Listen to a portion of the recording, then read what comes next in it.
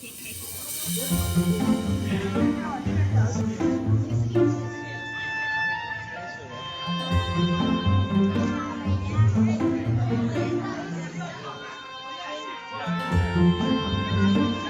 year of the ox here in Nanning, Guangxi Autonomous Region, China.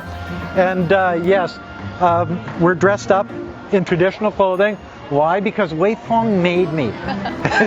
So it's cute though. It's cute.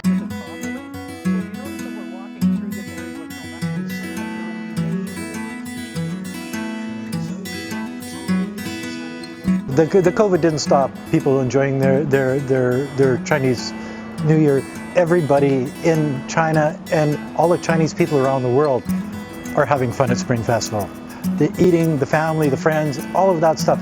COVID right now in China is not really a large thing because the government's taking care of it. The people wear masks, they social distance.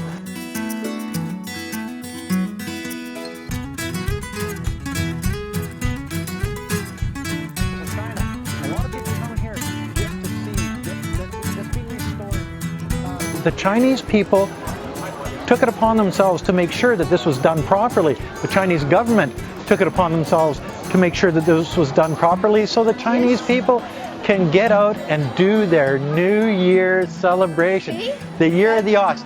So the idea that people aren't traveling as much this year, the government doesn't want you to travel, they're not stopping you from traveling, but they say rather than travel, maybe spend your time in Nanning. It's safer, it's better.